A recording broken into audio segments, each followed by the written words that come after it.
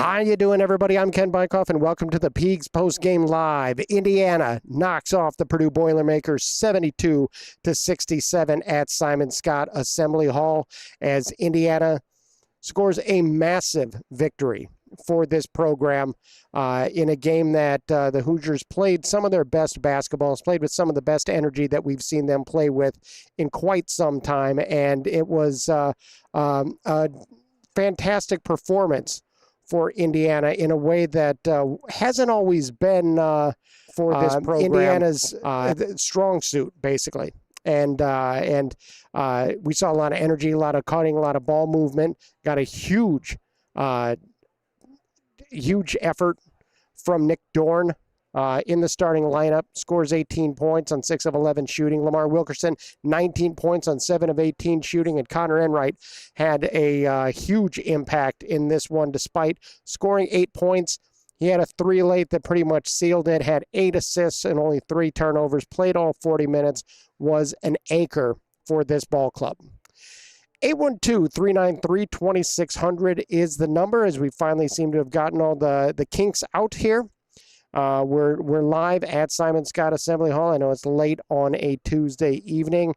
To say that I dislike the 9 o'clock tip-off here is an understatement. I also didn't like a lot of what I saw from the officiating in the first half, and I'm not going to dwell on that. That wasn't what won or lost the game for anybody in this one. But the Big Ten has a continuing problem with their officials in that you have guys that are just entirely too emotional out on the court, getting into it with coaches in a way that they absolutely should not, because they should be the calmest people in the place, period. And that is not what we saw. We saw some obviously inconsistent calls, which could happen. That's fine. It's frustrating, but it could happen. I do have a huge problem, though, when you have a program and some officials that are just entirely too emotional on the court too early in the game. And meanwhile, they were losing control of the game and some of the physical play that was going on. So that is a huge frustration.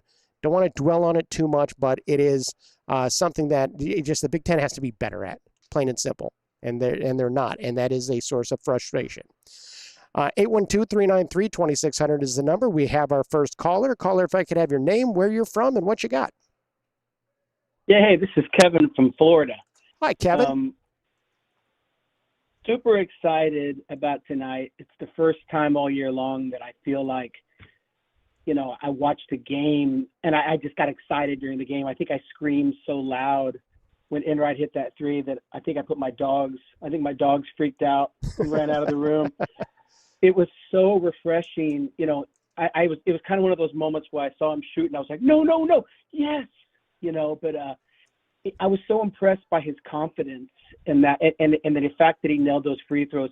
The boys almost gave me a heart attack missing those free throws late in the game. But I'm so glad that Enright stepped up and wanted that ball. He just wanted the ball, and I can't even imagine what it must be like to chase Braden Smith around for 40 minutes. Yeah. I can't even fathom it. He wasn't perfect, but he's such a he doesn't have nearly the athletic ability of Smith, but he neutralized him at points enough, I think, to keep us close. So couldn't be happier. The crowd was amazing. At least it was on TV. Yeah. I don't know if anybody was there can tell me, but it was just amazing. So go Hoosiers. Well, exciting. Kevin, if I could tell you one thing, I'll tell you that Darren DeVries talked about how he's seen Connor Enright make that kind of play before when they were both at Drake. He talked a little bit about how he had no problem with Enright taking that shot and getting the ball and being willing to take the shot because he's seen him do it before. And that I thought was interesting. That's one of those things where you have a player that experience of at least the player and the coach together, maybe not here, but player and coach together, kind of shines through. And, Enright is a guy that takes a lot of pride in what he does on the court. And so I think he saw the Braden Smith challenge as exactly that, a challenge to be embraced. And he did just that. And so that's a lot of credit to Connor Enright. In terms of the crowd, It was great. And you mentioned that you were engaged and yelling for the team and all of that. A big part of what has been missing from the program has been that engagement, that tie that people have. So now you need wins in order to make that happen. And this game alone, Nick Dorn did what he did. It's going to have a lot of people tied to him. There were people that were already tied to Lamar Wilkerson and engaged with him because of what he did earlier in the year when he scored 44 points. Enright hitting the big shot there makes a difference. These are the little things that, as focus fully turns to basketball, now that football has won a national championship and people have turned their attention in a weird way that is unusual here at IU, to me, all of that comes together to make this an absolutely massive win for this program. Hey, I appreciate it. Thanks so much for the show. Appreciate your content. Appreciate it. Take care. Thank you. 812-393-2600 is the number. And it was pointed out to me before the game that, we have like 6 home games left here at Simon Scott Assembly Hall this year, and football just ended. And that is so different than what normally it is when it's over by the start of November. So, again, this is a group of fans that are kind of turning. IU basketball fans have been focused on this, but really full attention on this, and beating Purdue on this game was absolutely huge. We got another caller. Caller of your name, where you're from, and what you got.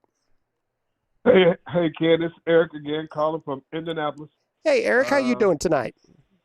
Good, pretty good. Trying to stay warm, but that's a challenge. Yeah. I really, I was really impressed by how they played tonight. It was a much needed win.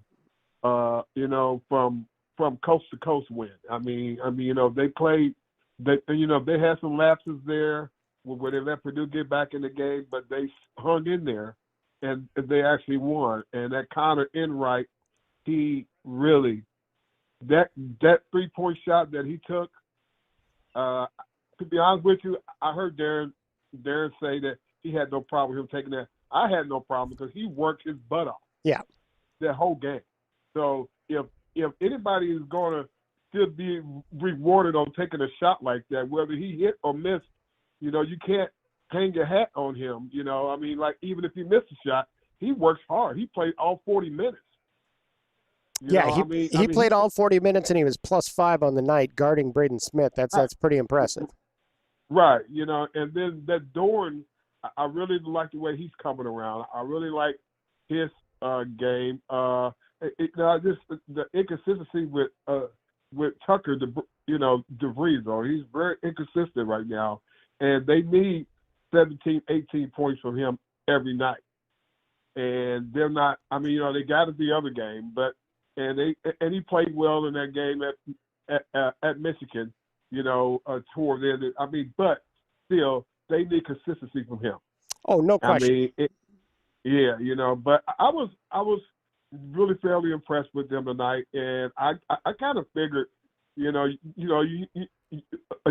bring the football team out there, and it kind of reminded me in a different type of way when IU played Purdue and Bob Knight returned back to Assembly Hall, and and look, I was hoping there wasn't going to be a letdown tonight, because there was a really letdown when they brought Bob Knight back there. There was a really letdown that game. It was just like that team couldn't do nothing right. But tonight, they fed off of that energy, and that building was really, really rocking tonight, because I was watching on TV, and they had a hard time. I had a hard time hearing the announcers call the game. Yeah, so, if you remember, for the Bob Knight return, that happened at halftime. And already Indiana was in bad shape in that first half. They came out, and Knight came out, and the whole building got energized. And then the second half, Indiana wasn't very good. This one, I thought they did a good job of bringing in the football guys, letting the whole place cheer for them before the game, really raised the level of energy at the start of the game, and Indiana responded. Right. Yeah. So I'm just looking forward to this West Coast trip and see what happens. I think we can split. It possibly that, I can tell you what, you just never know. If they can hit their shots, they could just about beat anybody. They could just beat about anybody in the conference. So if they hit their shots and they could pretty much just about beat anybody. So I wouldn't be surprised if they won both games. But I'm just hoping they'd be able to win one of them, and get back and get back home and then take care of. Then they have 6 of 8 games at Assembly Hall. So that'll be all right then. Yeah, and what Indiana has to do is continue to run its offense. When Indiana let that lead kind of slip, Indiana went away from what built that lead to begin with. You had the ball was getting stagnant. There was a lot more dribbling than there previously had been, and so that really slowed everything down and allowed Purdue to crawl back into the game. So just finding that consistency and that I guess balance between being patient with the ball, but also running your offense and doing what built you that lead. I think that's really a key going forward as well. Yeah, and and then I really felt like that the way Tucker DeVries battled inside, they were really outmanned inside, but they didn't. You wouldn't really know it because they fought hard. Yeah, they fought hard. All the big guys did. They fought hard. So anyway, I'm just happy that they won this game and they can just move on and they let a couple of games slip away this year. I felt like that Nebraska game and that Minnesota game and the Iowa game too. Yeah, and the Iowa game. So that's 3 games that but for them to have that big lead on Nebraska and then that Minnesota game. I just. Every time I think about that game, it just bothers me because they could have won that game. Yeah. They should have won that game. So anyway, if you said they were going to be 14-7 at this juncture of the season, I would have taken that. So and guess what? They're 14-7. Yep. Yeah. So anyway, I will talk to you on the weekend and hopefully we get a couple of wins here. That sounds great, Eric. Thanks so much. No problem, kid. And you you take care, and I look forward to hearing. All right, take care. Stay warm. 812-393-2600 is the number. This was a huge game for Indiana as well because Darren DeVries, for the first time, got the full impact of Assembly Hall. And he hasn't had that yet. And I think that is he wasn't surprised by it or anything like that, but until you actually experience what this place is like when it is absolutely rocking, you could hear all the stories you want, but it's different. It's different. This was a great crowd tonight. And for a game that I had heard talk about tickets selling for under face value, it was a great atmosphere. Also, I'm not going to lie, a lot of Purdue fans were here too as well, and they were loud and into it, and it just only fed into everything. This is what the rivalry is supposed to be. And you'll get to hear Darren DeVries in just a few minutes talk about the impact of this crowd on the players, on his program, on his team, on everything. This is really the first time he has gotten that full impact of a full house for IU basketball, and maybe the players will start to understand a little bit more about what this is like when it's rocking and when it's really going good. This is the first game that you've had a true upper both balconies filled and a huge crowd with that. So it was a big game for that because now they can feel what exactly this is at Indiana.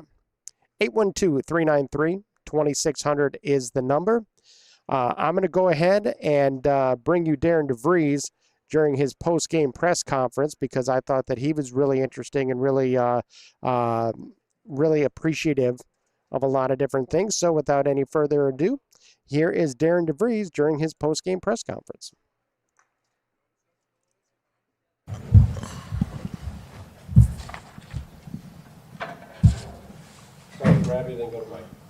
Yeah, Coach, I guess just big picture, how important is this win, and what did you feel were the keys? A lot of guys made contributions, but from the coach's chair, what were the biggest keys to you guys getting this one? Yeah, I think I'm going to start off. I'm going to say the biggest key was that crowd out there. I mean, that was awesome. I mean, that's what makes this place so special. When that they're making their run, and our crowd kept willing us, to keep fighting and every possession. So it's I want to thank this crowd for their efforts tonight, because that's a huge deal in college basketball. When you got a home court like we have, that's a big advantage. And when that place is loud and rocking like that, it's a big deal for us. And so thanks to everyone that came out and brought the noise themselves. And then, from a team standpoint, I just thought, collectively there was just a lot of guys that brought fight in a lot of different ways, and it's a tough matchup. They're really big inside. They create some problems there. I thought Connor Enright, 40 minutes of chasing Smith around. That's not an easy deal, because that's if not the best guard in the country right there, and he creates a lot of their stuff for them. And I thought he gave incredible effort the whole night, and cramping and everything, and then he continued to fight through it. So made a big 3 late, made 2 free throws, but I could go down the list. I'm just proud of this team. They've continued to battle and work, like I've been telling you. It's they had a little tough stretch, but they continue to believe in the work they were putting in, and so I'm proud of them to see the results they've had here on a road win, and then now a big home win. Yeah, Darren, did you talk about kind of trying to close out a close game late? You've talked about Connor's veteran savvy. I mean, do you expect him in those moments to kind of, not necessarily a 3-pointer, but making a winning play? Is that someone you kind of would think that would come through in that moment? Yeah, I've seen it before, because we were when I was at Drake, we were playing in the championship game against Indiana State. We had a huge lead. They came all the way back. I think we were up 26, and they cut it to 2 with like a minute to go, and it was almost the exact same play. He's standing right in front of the bench, and Tucker had the ball, and Tucker fires it to him, and he fires that thing up there and makes it. Basically won the game for us. So. And I was trying to tell during that game. I was trying to tell him to move to create space, but he didn't move. He said, "I'm shooting this." So, but no, that was a huge shot for us. He's not afraid. He just loves the moment. He loves competing and the challenge of every night. When you look at trying to just lay the groundwork of what you want this place and program to kind of be, how important is a win like this and a crowd like that against that team? Well, I think it's awesome. I mean, that's what this place is. Like, we love our hoops, and having that place full and rocking, and that's like I said, that's a huge advantage for us as we continue to move forward. And there's a lot of tough places to play in the Big Ten, but we want this to be the loudest, toughest place that there is, not only in the Big Ten but in the country, because it does matter and it does make a difference in games. And that effort by the crowd tonight was impressive. Yeah, and Darren, can you talk about the competitiveness you guys showed, especially in the last couple minutes, and then also your ability to have 16 assists and only 8 turnovers?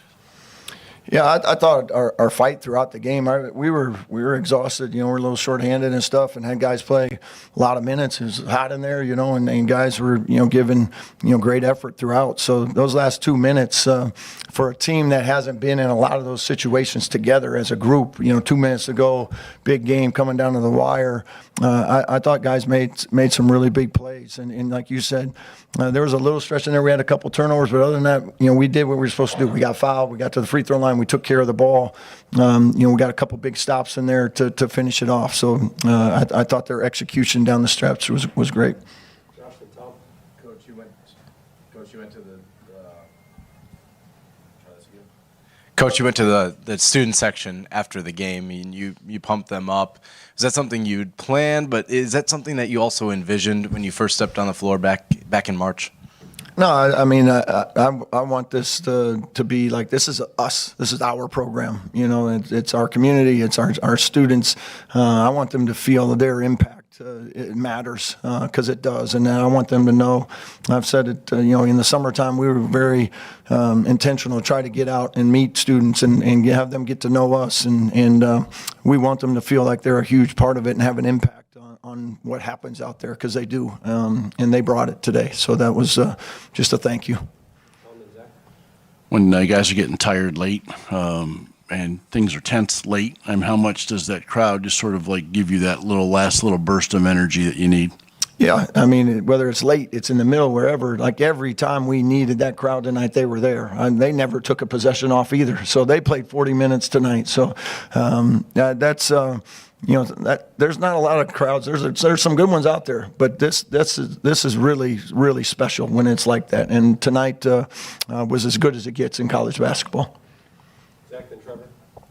Coach, Nick mentioned a mindset change, something along the lines of bend, don't break. Where did that mindset come from? Who helped instill that, and where did that come from the last couple weeks?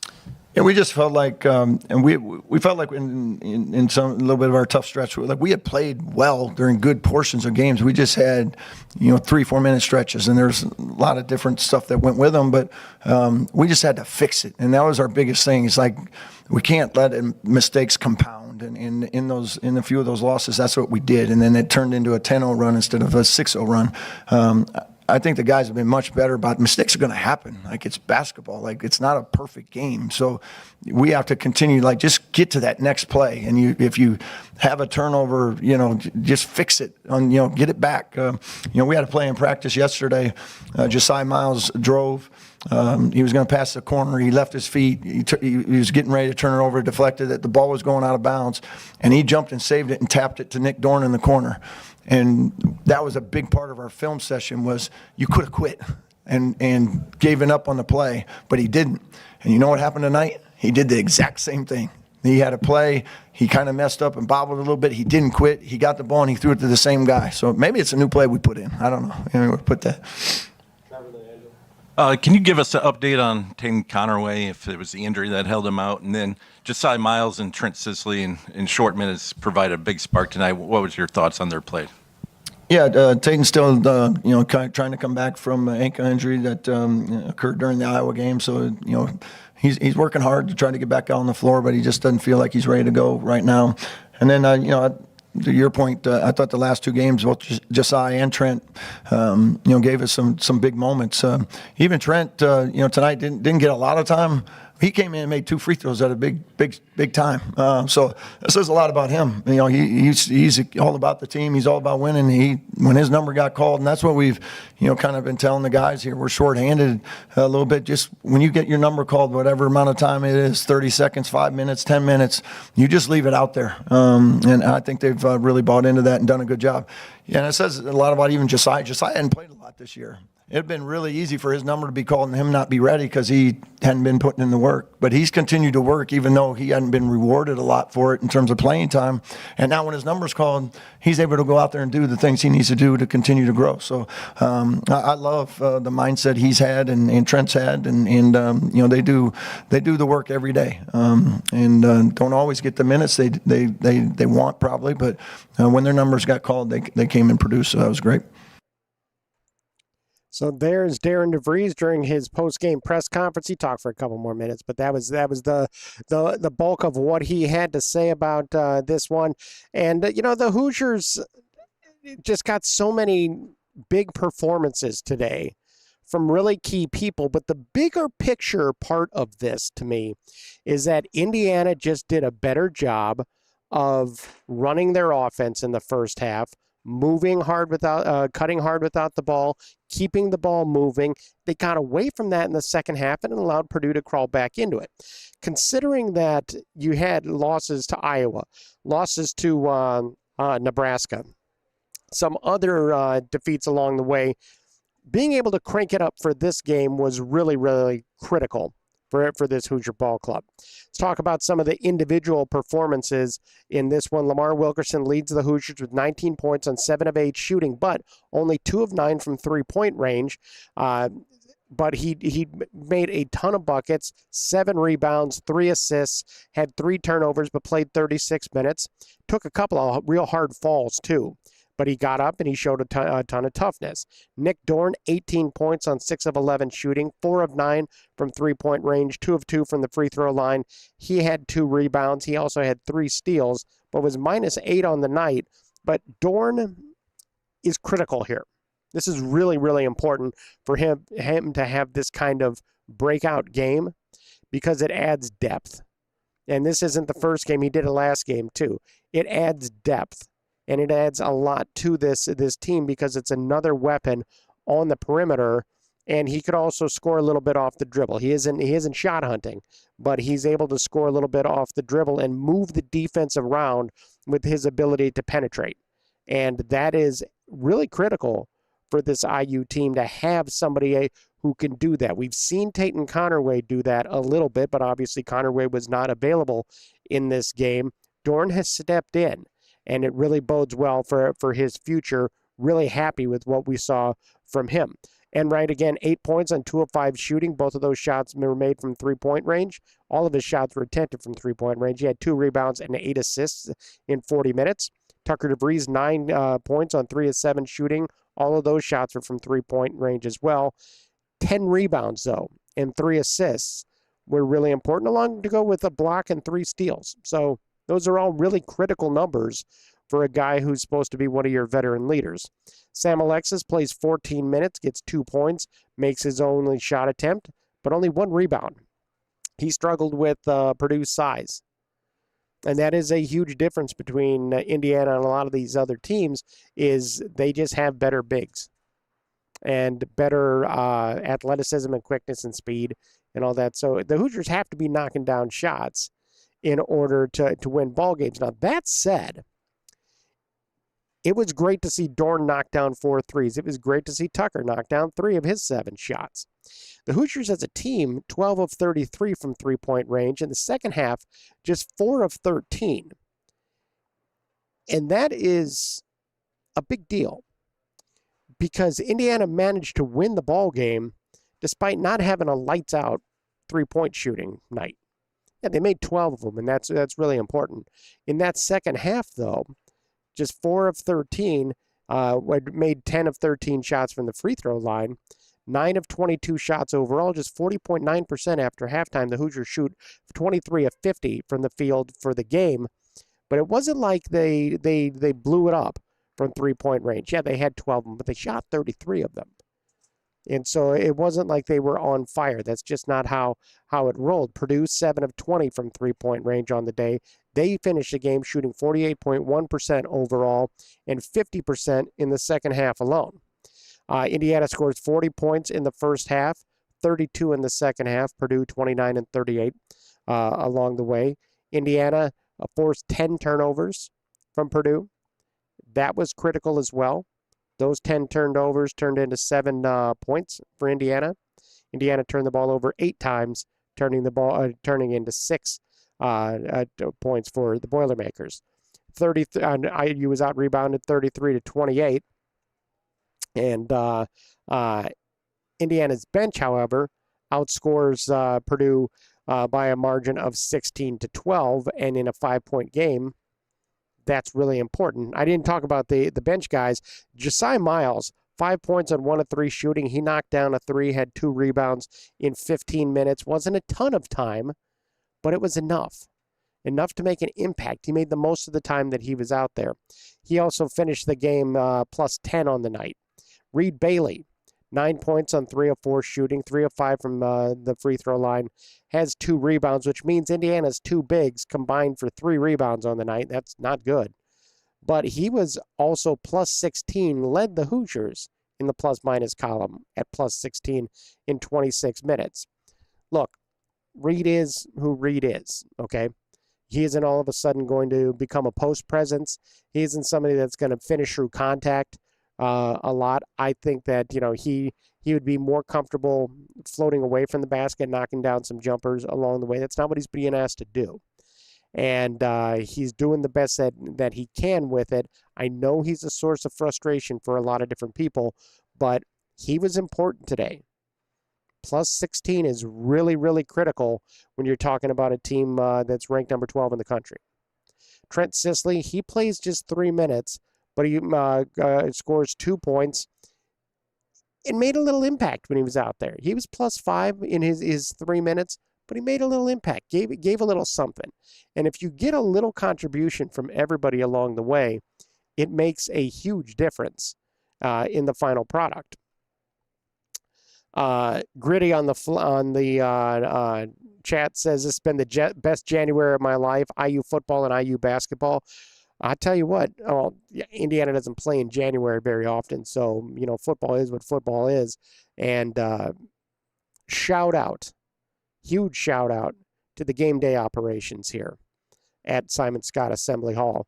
Having football come out really charged the crowd up right before the start of the game. Eric talked about the caller Eric from Indianapolis. He talked about this. It was a big deal. It really supercharged this crowd that was already pretty energetic. So bringing them out before the game was really great. I know people, especially former band members, have some pretty strong opinions when it comes to the contribution of the band to the atmosphere. I know some people aren't wild about the DJ, Iman Tucker, being here and playing music. Been covering games here for 21 years. That DJ makes a difference. He has changed the energy, and the video board was used really well as well. Game day operations did a great job of putting together an atmosphere that kept things energized in a way that the same roster of songs that we've been hearing for years simply wouldn't and didn't. This, if you wish it was like the old days when it wasn't a lot of DJ music and all that, hey, guess what? That DJ ain't for people my age. He ain't playing for people my age. He's playing for the energy of the students and the younger people and the athletes. That's why he's there. And this was a very, very good atmosphere that was built on what the Hoosiers were doing on the court, but also that energy was built off of the opponent and the game day operations that did a really nice job with that. Parking lot's kind of a mess with all the snow. I struggle to blame IU for that, considering the sheer amount of snow that they have. I like to keep my driveway pretty pristine at home because it goes about a 30-degree angle towards my garage, and anybody slides, they slide into the garage. So I try to keep it as clean as can be. Just wasn't possible over the last couple of days. So I heard some people complain about the parking lots. You can only do so much when you're talking about that much snow. 812-393-2600 is the number. We're at 12:15 now. Bowden's flip phone says quad 1 wins mean everything. And yeah, getting to 14 wins is really important. Getting a quad 1 win is important as well. Getting a win under your belt, a little 2-game run here following a 4-game losing streak, is critical, especially with road games. I'm going to yawn. Oh, no.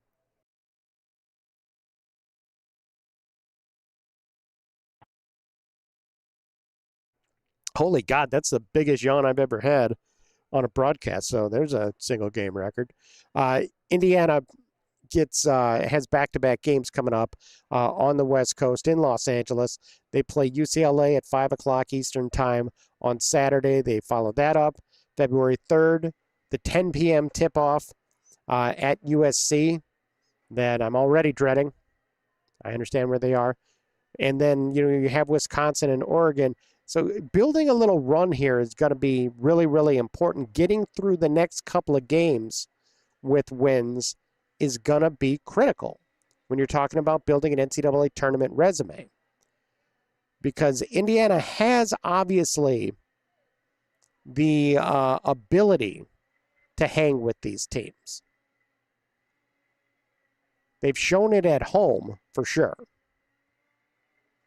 They haven't always won, as we saw with Iowa and Nebraska, but they do have the ability to battle.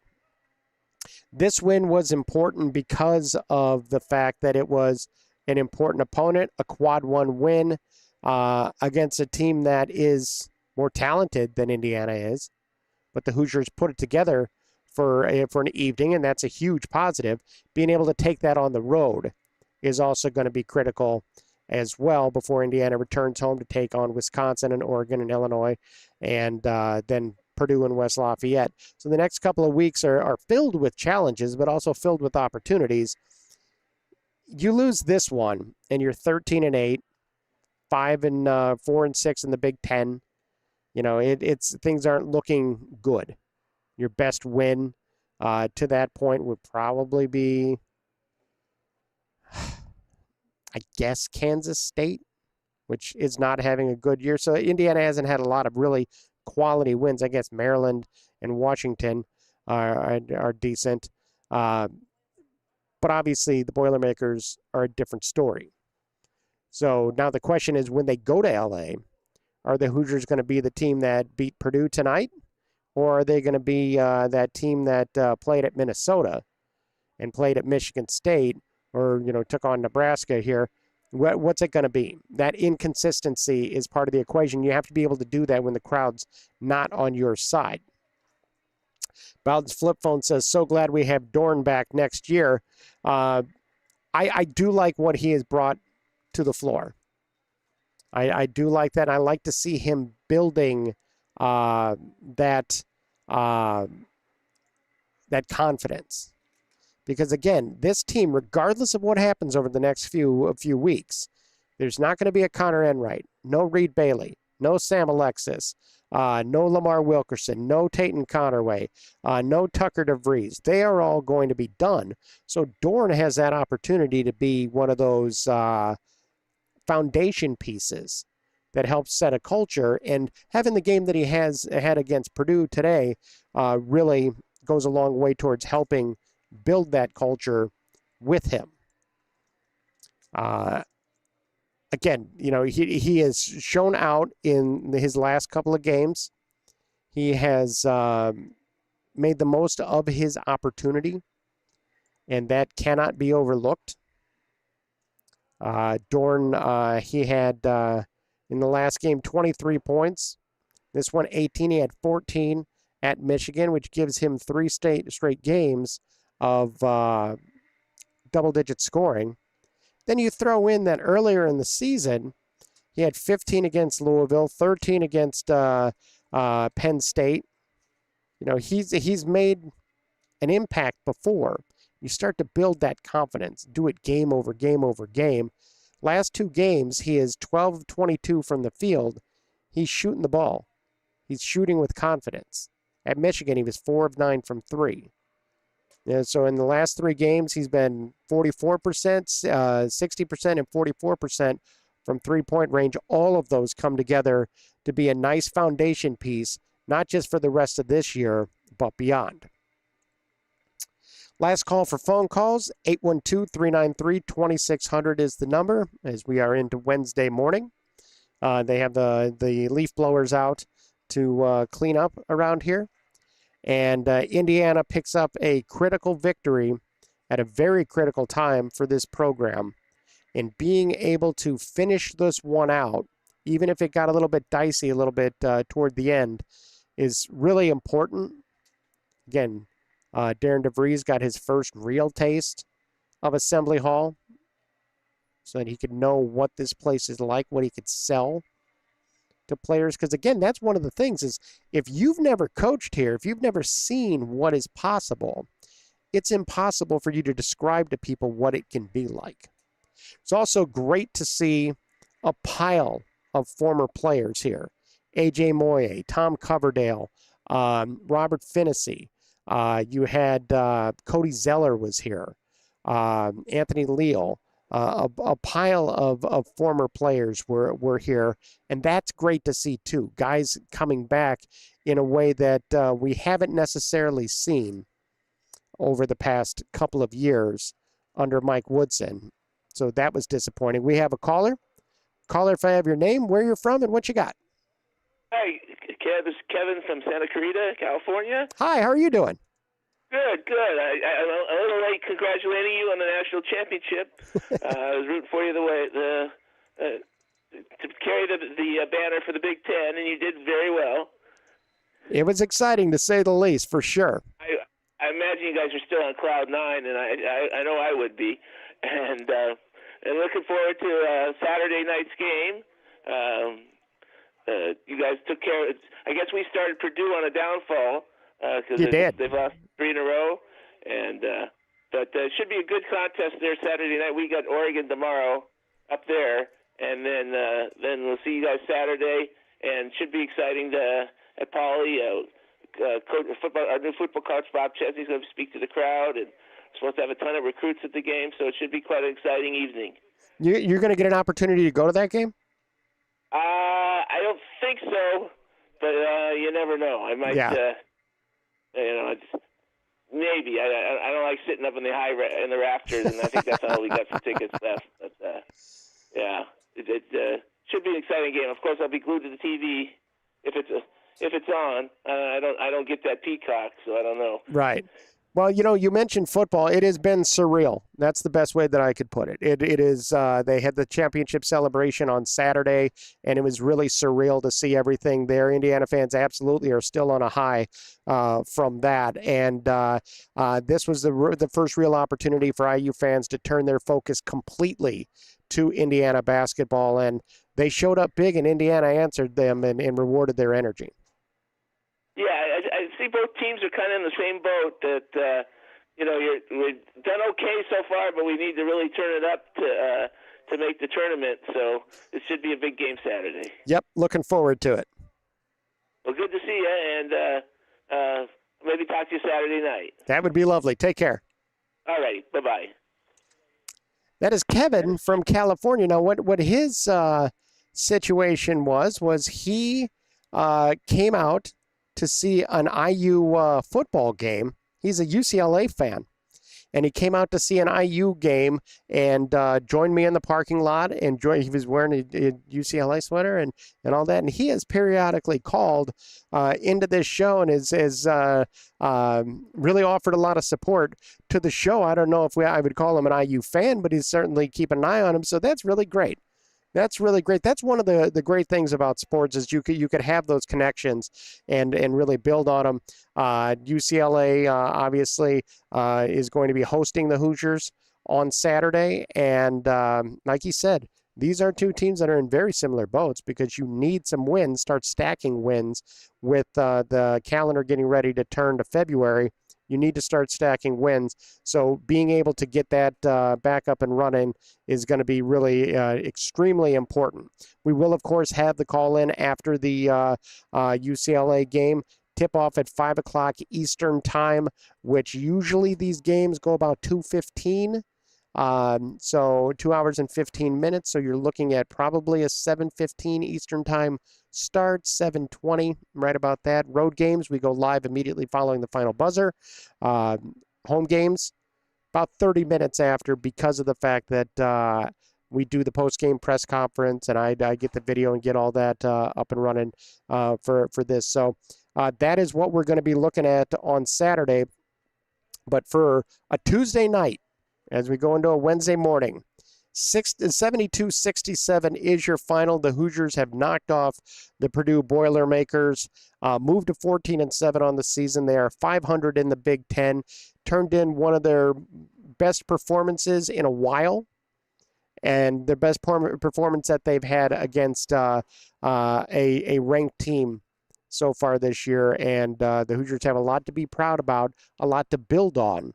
And it also raises the expectations because it shows what the team is capable of if they play up to their potential. We hadn't seen that during that 4-game losing streak. So being able to get a boost today was really, really important, and it was really great to see. Well, that's all the time we have on the Peegs Postgame Live. I want to thank you for listening. I want to remind you to visit Peegs.com for the very best in IU football and basketball coverage you're going to find anywhere. Nobody covers Hoosier recruiting better than Jeff Rabjohns, Matt Weaver, Trevor Andershock, and Jared Kelly. So come be a part of a thriving and exciting community at Peegs.com. Folks, you are not going to be disappointed. Folks, we're out of time. But for now, and for Jeff, Matt, Trevor, and Jared, I'm Ken Bykoff saying thanks for listening, everybody.